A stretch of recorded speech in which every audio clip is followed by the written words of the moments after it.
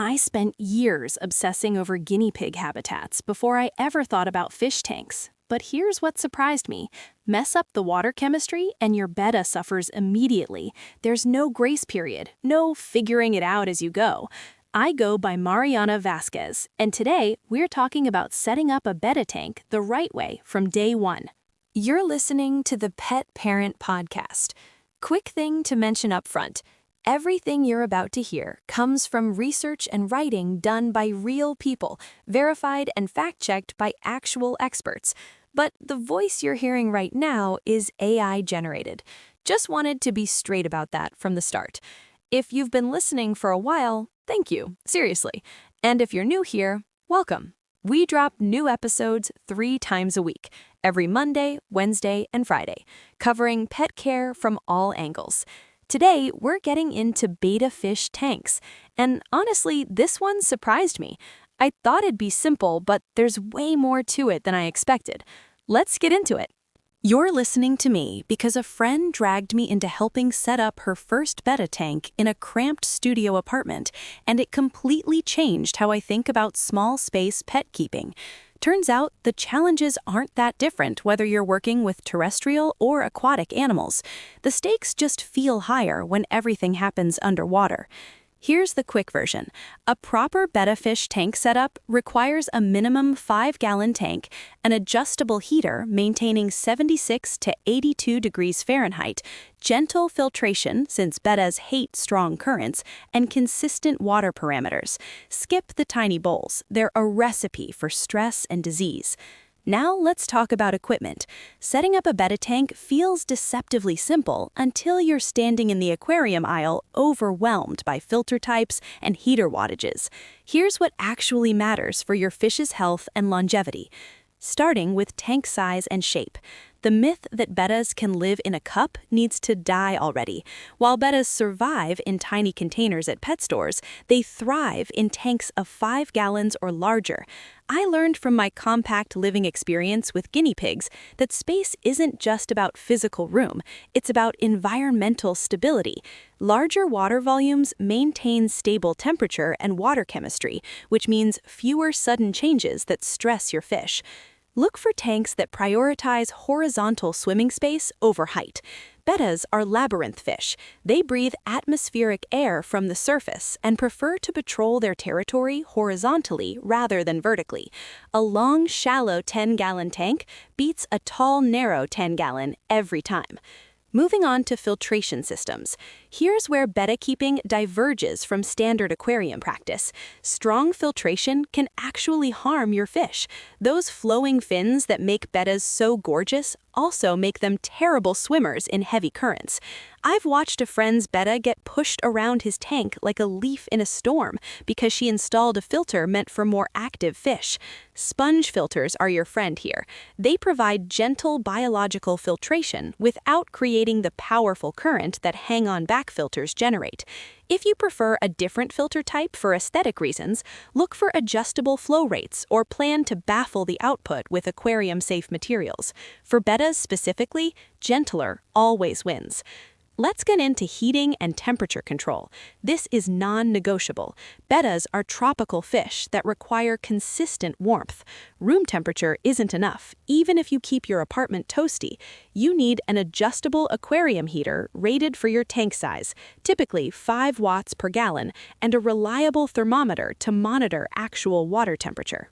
I'm particular about temperature control after years of managing climate for my temperature-sensitive guinea pigs, and the same principle applies underwater. Bettas become lethargic, stop eating, and develop weakened immune systems when water drops below 76 degrees. Research on Siamese fighting fish care shows their optimal range is 76 to 82 degrees Fahrenheit, with minimal fluctuation. Get a heater with a protective guard if possible. Bettas occasionally rest against warm surfaces and can burn delicate fins on exposed heating elements. Now for water chemistry and cycling. Here's the practical version. You cannot put a Betta in a brand new tank full of fresh tap water and expect good results.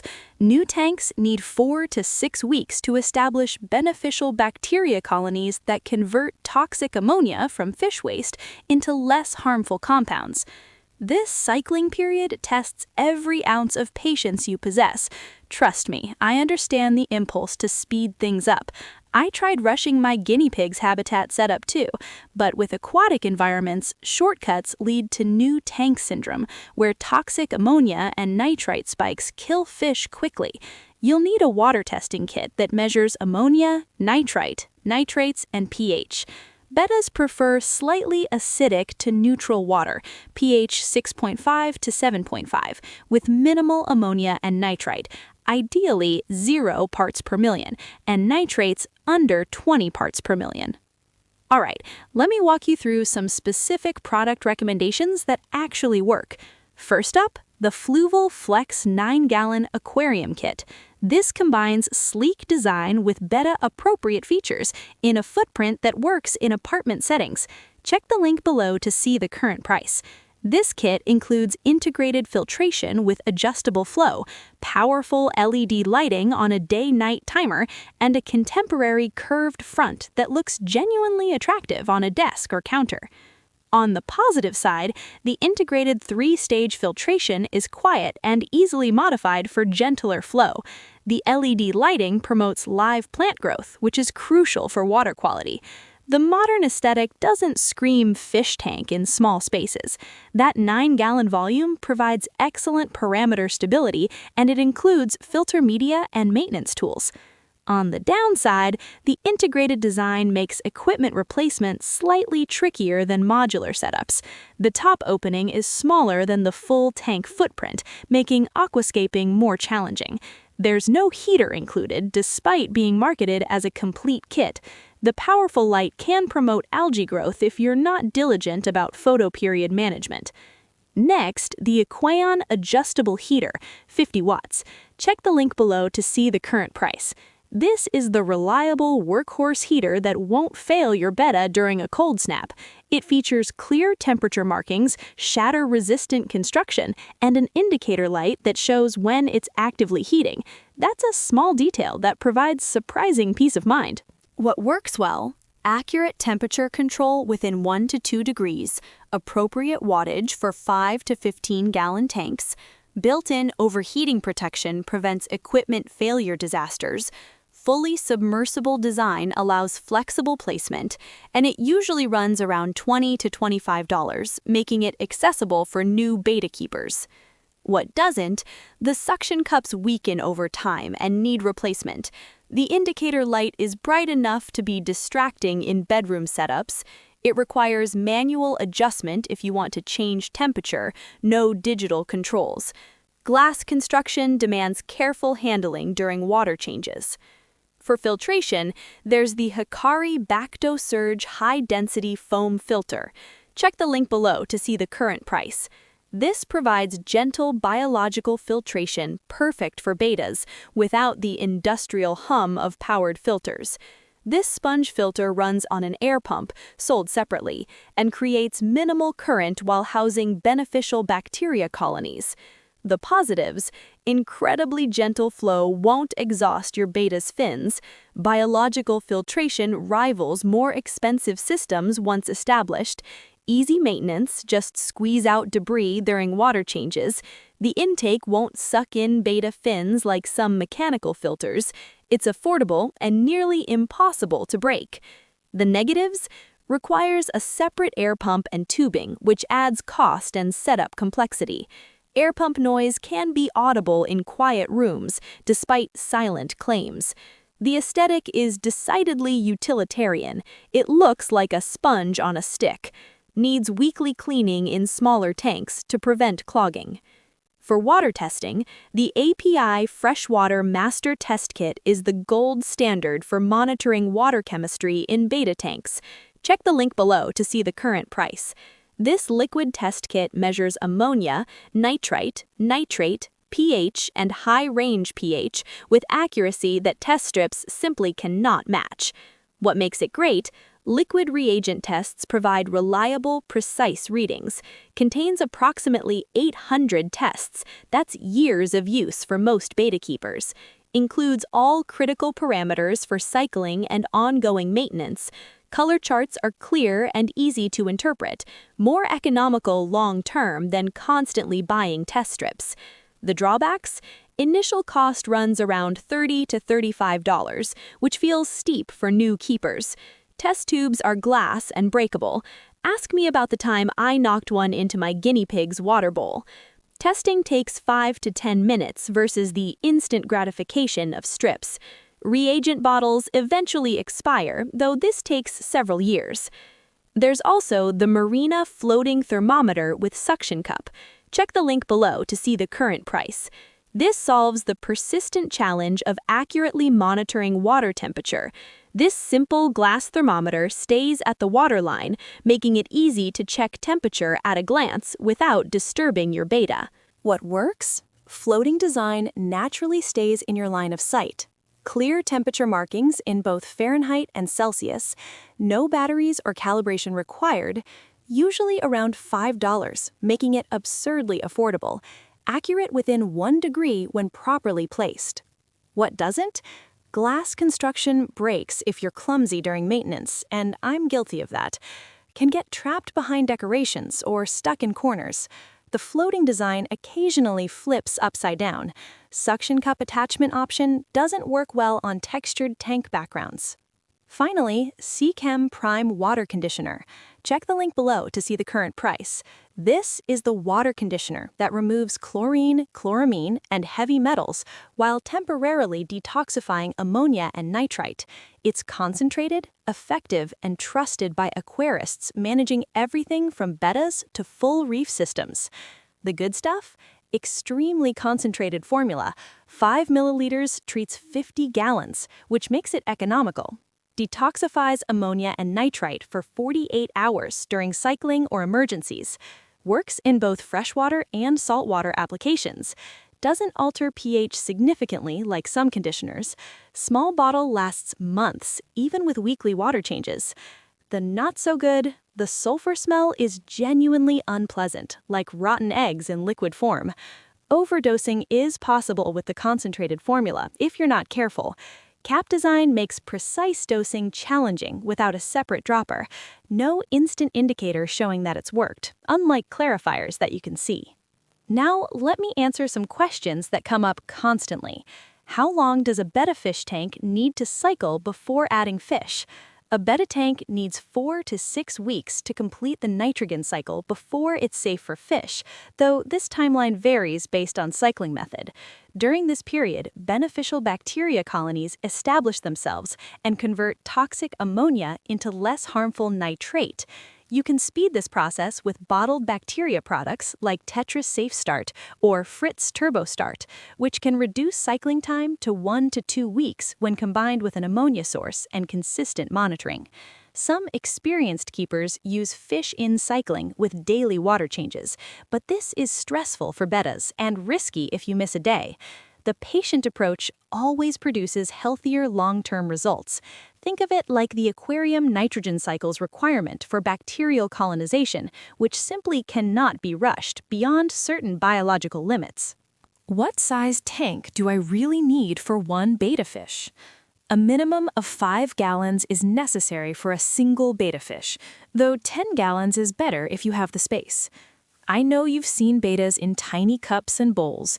They survive there, but they don't thrive. Smaller volumes experience rapid temperature fluctuations and parameter swings that stress bettas and shorten their lifespan. Bigger tanks are actually easier to maintain because water chemistry remains more stable with greater volume. If you're truly space-limited, like I am with my guinea pig setup, a well-maintained 5-gallon tank can work, but you'll need to be more vigilant about testing and water changes. Do betta fish need a heater and filter? Yes, bettas absolutely need both a heater and filter, despite persistent myths suggesting otherwise. Bettas are tropical fish native to Southeast Asian rice paddies and slow-moving streams where water temperatures stay consistently warm. Room temperature in most homes, 68 to 72 degrees, is too cold for bettas, leading to lethargy, suppressed immune function, and shortened lifespan. A quality adjustable heater maintaining 76 to 82 degrees is essential year-round, not just in winter. Filters are equally important. They establish beneficial bacteria that process waste products and prevent toxic ammonia buildup. The key is choosing gentle filtration that won't create strong currents, since those flowing fins make bettas poor swimmers in turbulent water. A properly sized sponge filter or baffled hang-on back filter maintains water quality without exhausting your fish. How often should I change water in a betta tank? Change 25 to 30% of your betta tank water weekly in established tanks of 5 gallons or larger, or 50% twice weekly in smaller containers under 3 gallons, though, again, I don't recommend those.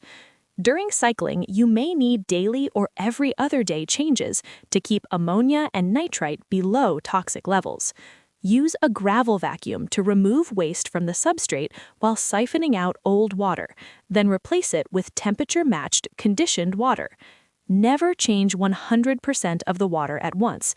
This removes beneficial bacteria and causes parameter swings that shock your betta. I'm religious about maintenance schedules with my guinea pigs' habitats, and the same consistency matters for aquatic pets. Test your water parameters weekly initially, then every other week once your tank is stable, adjusting your change schedule based on nitrate accumulation.